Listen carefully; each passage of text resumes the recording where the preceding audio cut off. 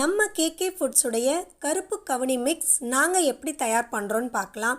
இதுக்கு நாங்கள் நல்ல ப்ரீமியம் குவாலிட்டி கருப்பு கவுனி அரிசியை வாங்கி நல்லா வாஷ் பண்ணிவிட்டு ஒரு நைட்டு ஃபுல்லாக ஊற வச்சுட்டு அதுக்கப்புறமா சன்லைட்டில் இந்த மாதிரி 2 நாள் நாங்கள் காய வைக்கிறோம்.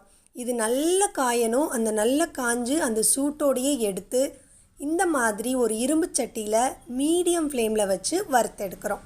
1 டேபிள் ஸ்பூன் அளவுக்கு நம்ம கேகே ஃபுட்ஸுடைய கருப்பு கவுனி மிக்ஸ் எடுத்து ஒரு கப்பில் போட்டுட்டு கொஞ்சமாக தண்ணி விட்டு கலக்கி வச்சுக்கோங்க. அப்புறமா ஒரு பெரிய பாத்திரத்தில் 1 டம்ளர் தண்ணி விட்டுட்டு அடுப்பில் வச்சு அதை சூடு பண்ணுங்கள். தண்ணி நல்லா சூடானதுக்கப்புறமா நம்ம கலக்கி வச்ச மிக்ஸை உள்ளே சேர்த்துட்டு நல்லா கொதித்து வந்தவுடனே அடுப்பை ஆஃப் பண்ணிவிட்டு நீங்கள் அப்படியே குடிக்கலாம். அப்படி இல்லைனா அது கூட சீரகம் மிளகுத்தூள் போட்டு சூப் மாதிரி குடிக்கலாம். இல்லை கொஞ்சம் நேரம் ஆற விட்டு மோர் சேர்த்து வெங்காயம் போட்டு நீங்கள் எடுத்துக்கலாம். இல்லை சும்மா உப்பு மட்டும் போட்டு கூட நீங்கள் எடுத்துக்கலாம். அது மட்டும் இல்லைங்க, இந்த கருப்பு கவுனி மிக்ஸை நீங்கள் கேக் பண்ணுறதுக்கு, ப்ரௌனி பண்ணுறதுக்கு, பிஸ்கெட் பண்ணுறதுக்கு கூட நீங்கள் யூஸ் பண்ணலாம். தோசை இட்லி கூட இதை வச்சு நீங்கள் தயார் பண்ணிக்க முடியும்.